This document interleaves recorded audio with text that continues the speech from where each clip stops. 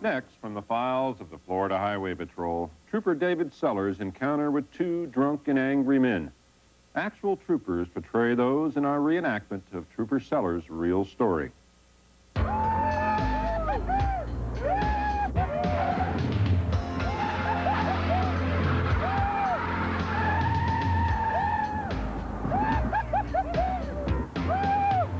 David Sellers is a veteran trooper with the Florida Highway Patrol. His father was a trooper, and Sellers always wanted to be with the patrol. But now, after 15 years, that career choice is about to be tested. From the erratic and dangerous way the vehicles are moving, Sellers suspects the drivers are under the influence. Eastbound State Road 8, possible signal 12, possible signal 1. Trooper Sellers swings back and goes after the speeders.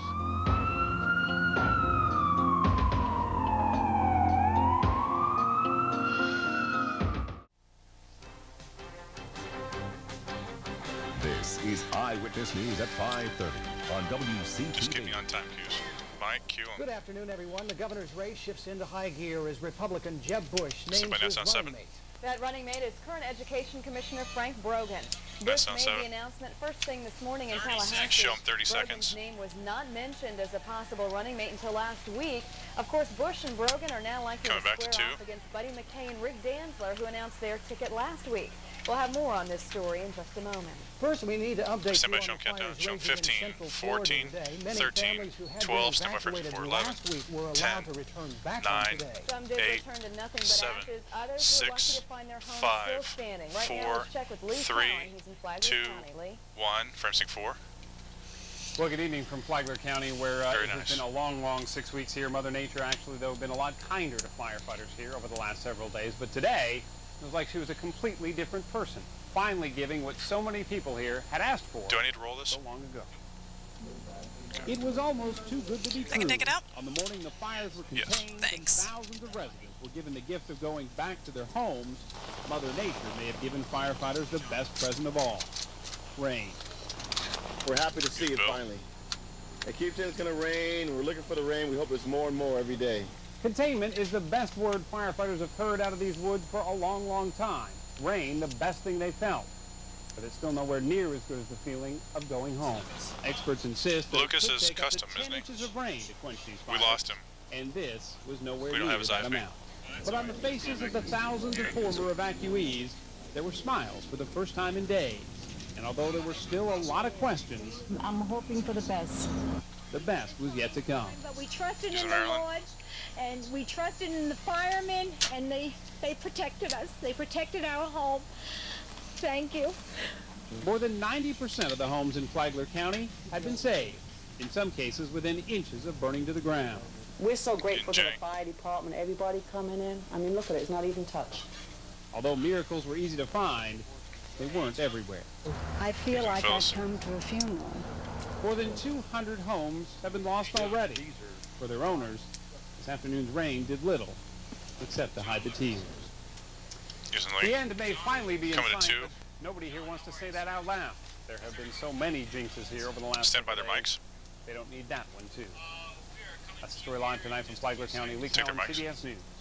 Back to you. Kill frame sync 4. Lee, thanks very much for that report. Shade frame sync 4. And damages thus far, if you want to know, have been estimated at $276 million. President Clinton announced today he'll be touring the fire lines on Thursday. Okay, well, now let's get back to our top story. Florida gubernatorial Bush thing candidate is Jeb Bush is named his running mate, and he is Education Commissioner Frank Brogan.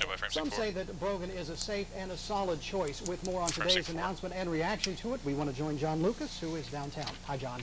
Well, you know, it was nearly 6 months ago that Jeb Bush's first choice of running mate dropped out of the race. Since then, Bush says he spent a lot of time thinking about a possible replacement. And today, he announced his decision.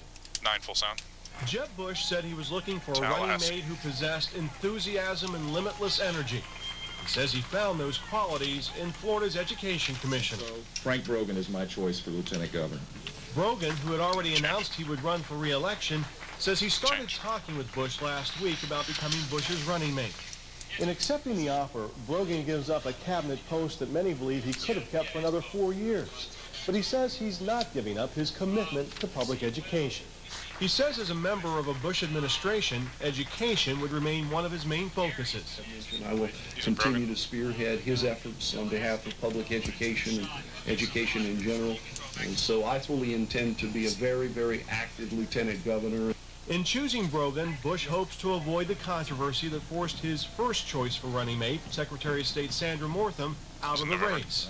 I can assure you that given the process we've gone through and given Frank's record, his personal tagging on frame sync 4, to this state throw it on 2, and then to 1 for the next story. Superintendent before serving with distinction as Commissioner of Education, that I've got the right guy. Democrats say what Bush has is someone in line with his own philosophical views. He's pro-life, he's pro-voucher. So I think it shows that Bush kowtow a little bit to the Christian coalition and the far right by choosing someone who's in line. With Buddy McKay choosing his running mate last week, Step by frame now sync with 4. Bush's selection, both sides agree the campaign for governor is well underway. Frame sync 4. And today's announcement leaves the race for Education Commissioner wide open. Candidates have until July 17th to qualify. Gary Bull. Any insight, John, as far as what names are circulating for that race? There are a lot of names being talked about right now. State Senators Jim Horn and John Grant are being mentioned as possible candidates on the Republican side. On the Democratic side, some suggest that Representative Keith Arnold, who's also a candidate for governor, may get into the race for Education Commissioner. There's also talk about Representative Buzz Ritchie entering the race, as well as former Education Commissioner Doug James. Interesting day ahead. John Lucas, downtown. Kill it. Well, Florida's Association of Counties has a new leader today, but he is not new to Leon County. County Commissioner Rudy Malloy is taking over as the president of the statewide association. During his year-long term, he'll represent 67 counties and more than 230 fellow commissioners. 3, 2, 1, 7 full. It will not only have an impact for the Association of Counties and the work that it will do for them, but it will have an impact on Leon County in the sense that it will elevate Leon County's issues before the legislature. Mike Hugh, Julie. Malloy says a major task during his term will be promoting funding for Article 5. The constitutional amendment will appear on the November ballot and forces the state to cover more local court costs. Now an update on 5 gang members who traveled across country to rob and kill a Tallahassee family. Their federal trial has been postponed. The gang members from California and Denver are accused of breaking into the homes of the Wynn family on Tallahassee's east side. Prosecutors say they plan to take $100,000 from the family nail salon business. The 5 gang members were finally caught in Pensacola after the plan failed. They'll now stand trial in a Tallahassee federal court on September 9th. And when we come back, temperatures were up in the triple digits again today. Mike will be in next to let us know just how hot it got. And coming up a little bit later in the broadcast, more than 3 dozen jobs are now headed to our area. We'll tell you about the latest company to call Thomasville home. Stay with us. Music full. Very nice block, everyone.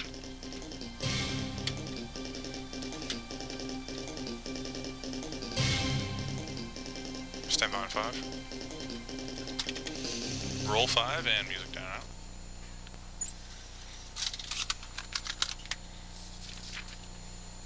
Mic check Sports Wireless.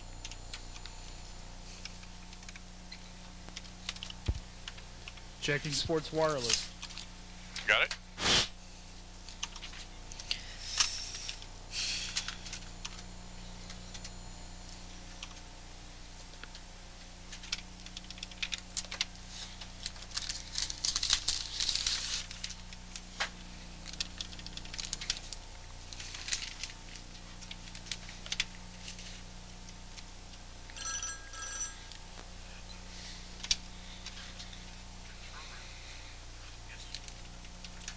Hold 3.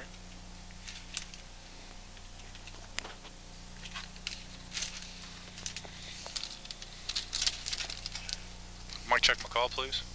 You like it, Mike? Thanks. I saw it was a repeat with Duchovny, and I saw that skit they did. You like it, Rick? Mike check McCall? Did you see it, Rick? Did you see what I'm talking about? All right, we got him.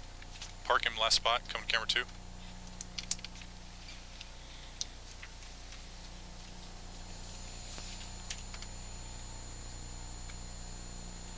$15 seconds.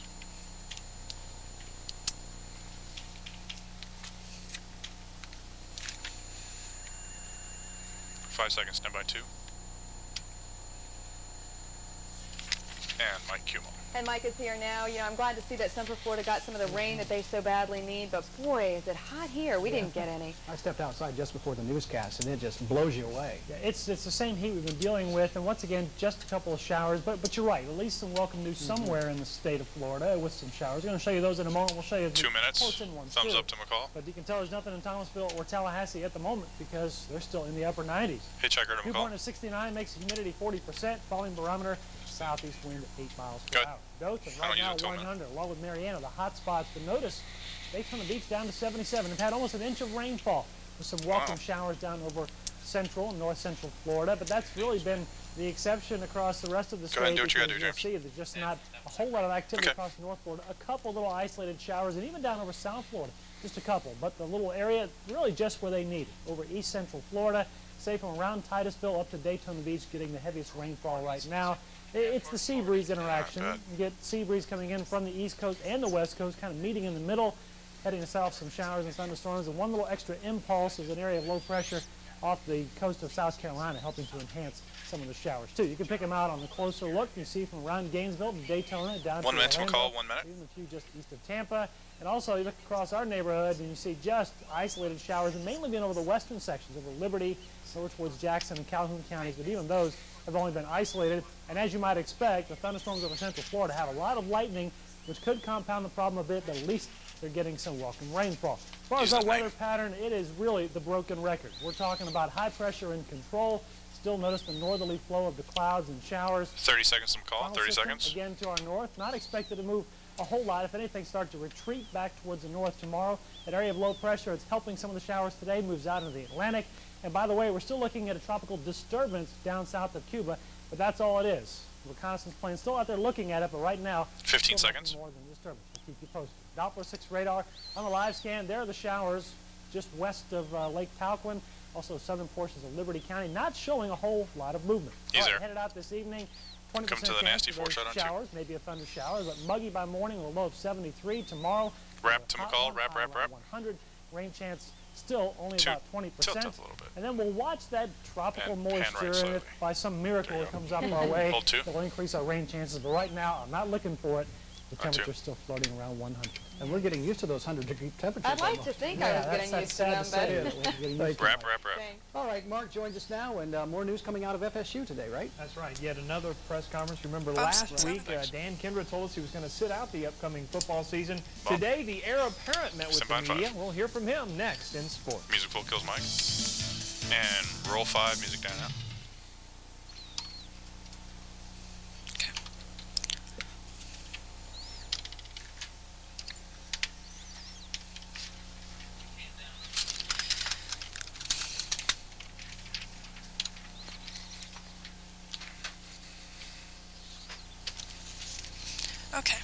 Okay, let's talk. Winky 7, Chris Sound 8. Yes. All-Star 9, All-Star Sound 7. Yes.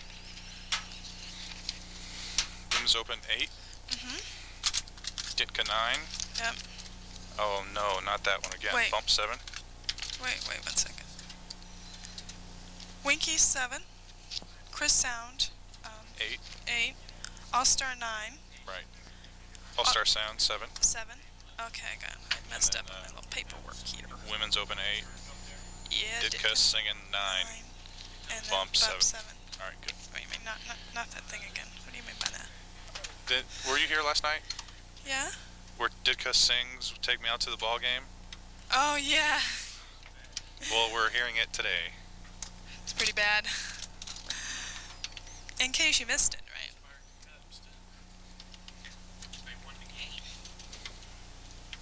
Hey, ask Mark if he likes his shot.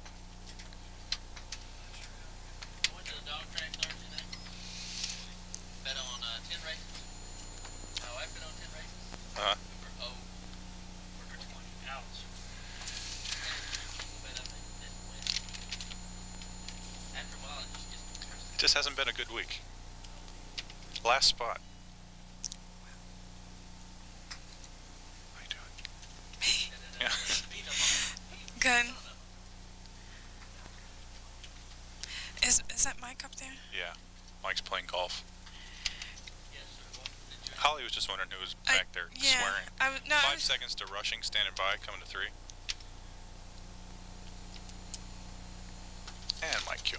No tough calls for Bobby Bowden this fall, or at least one fewer tough call. A month from now, Chris Winkie will enter preseason drills as Florida State's starting quarterback. Dan Kendra made that decision for the coach last week when he announced his intention to sit out this fall. Today, the new #1 sat down with reporters for the first time since moving up. Winkie says he's learned of Kendra's decision shortly before Thursday's announcement, but with Kendra's playing status in doubt since his April injury, the 25-year-old has spent the past several months preparing himself for just such an unfortunate promotion. 8 full. Obviously, it's a tough situation for Dan, and you know, I feel bad for what he's had to go through, but I think it's a good decision, you know, by him to really, you know, make sure that he's healthy, and once he gets back to 100%, that I think he'll be ready to go. But 5 seconds, stand by. I'm ready to go. It's an exciting time of the year right now. And Mike Q. And it's not far away. Stand by, that's on 9. Situation tonight at 6 o'clock. Major League All-Star break is underway, which means no baseball will be played today as the All-Stars prepare for tomorrow night's game, and some prepare for tonight's home run derby, which will most likely feature a lot of this. Mark McGwire connecting for home run after home run. Of course, Sammy Sosa plans to sit out tonight's extravaganza, and I don't think the American and National League pitchers would mind too much if Sosa, McGwire, Griffey, and company sat out Tuesday night's All-Star game as well. 7 full. These games are great to play in. You know, you just play. 2 bites, stay on 7 full. Training. You just really enjoy the game, and there's no pressure to win or anything Rick, like can I that. have a little more overhead, please? You play, you know, Mark's play the quiet. game and you have fun. Thanks. When I get the best hitters in front too. of me, I get chills down my spine because it's, for me, Come to 3 that's a challenge. You know, every guy in this league, you know, I'm rewinding the stick because I wasn't great rewound or they at the wouldn't be beginning. here. Okay. But you know, Right. you got 5 seconds, exceptional stand by, guys Mark. that come into the All-Star game, and for me, you know, I'm going right after these guys. And Mike Q. Wells and Maddox will be starting on Tuesday night.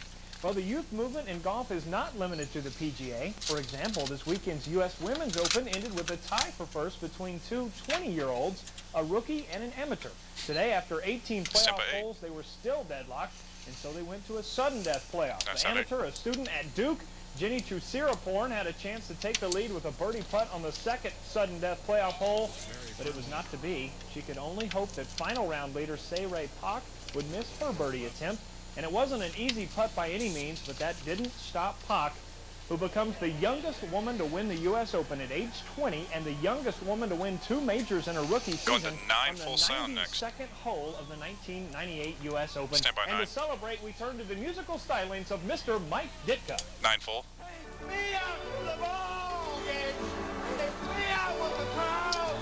Coming to 2. Bump 7. Yeah.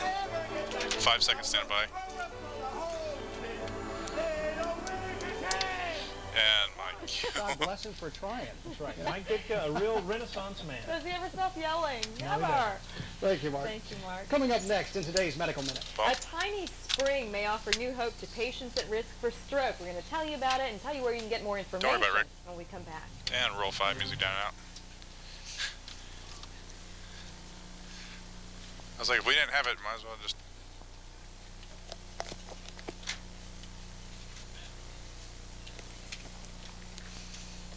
And there's no open or anything for this? No. Good. Because I don't care. Not anymore. There used to be. Yeah, well, I know in the morning there is. There's like this weird thing. Oh, the rolling graphic.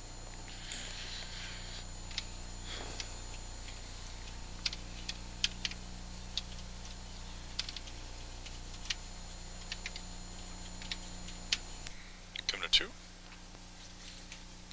And last spot.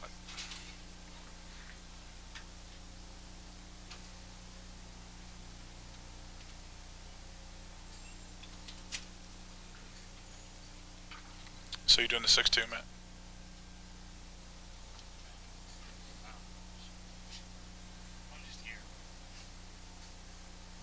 I feel it. 5 seconds, standing by, come to 2.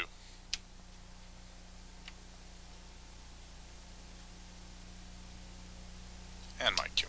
In our medical minute this afternoon, stroke is the 3rd leading cause of death in the United States, and for adults, it's the leading cause of disability. So how do you prevent a stroke full from sound. happening? Jennifer Matthews tells us about a tiny spring that may help. 7 full. Ray Reagan is thankful he can walk the mall without feeling dizzy. In recent years, he's had 7 surgeries, which included getting a pacemaker. This time, doctors discovered the carotid or main artery in his neck was nearly clogged, making him a prime candidate for a stroke. Doctors cleaned out the artery and installed a tiny metal spring called a stent. It holds the vessel open and prevents plaque from breaking free into the bloodstream. What we're trying to do is prevent strokes. And in general, in procedures like this, we start out with somebody the live bump is dead. Sorry, Rick. Warning signs that's what's next, right? So it's not going to Those warning signs of stroke can include live bump is weakness dead. on one side of the body, sudden inability to speak, and dizziness. The stent is threaded to an artery in the leg. There's no cutting on the neck, and the risk of infection is reduced. All they end up with afterwards is a Band-Aid over an artery in their leg, and they're able to walk out the next day. The artery in Ray's neck that used to look like this now looks like this. He says the procedure was easy compared to full surgery. Before you didn't feel like doing nothing.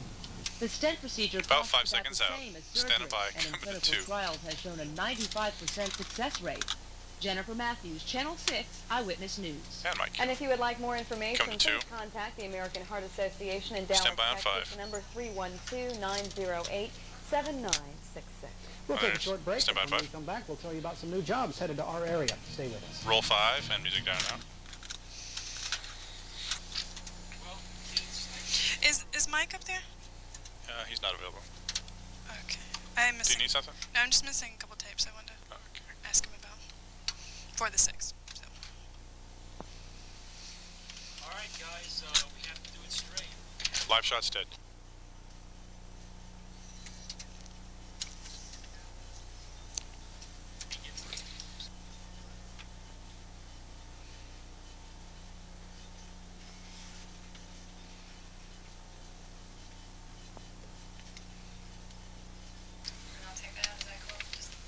Coming to 1.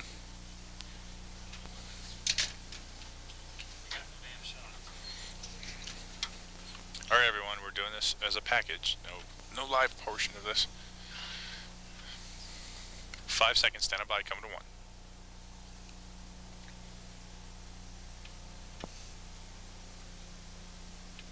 And Mike Q.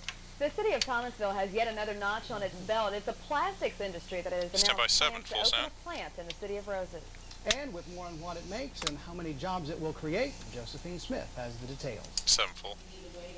You've probably seen them. Those adorable plastic teddy bears filled with honey. Well, in the next few months, the company that makes them, Quality Containers, will open a plant in our backyard. We needed them because they filled a niche. We just had a loss with a plastics company. This isn't real long, guys. And it was a very good fit. After an 18-month search for the perfect place to open its second operation, the plastic manufacturer stumbled upon Thomasville at the last minute. It was timing, what was available, and your Chamber of Commerce had a lot to do with that. Well, Thomasville, you get a reputation for being able to do a deal. And Thomasville has that reputation now. It has a good leadership group. And along with the honey-filled bears, the plastic plant will make pharmaceutical containers like these that resemble Advil and Tylenol bottles. And Mike Q. And the plant is shooting for a September opening time. That's right, and they're going to start out with 35 jobs and hope to grow from there.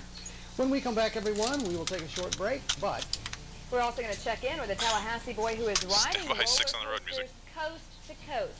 That story coming up right after 6 Hit it, James. Music full.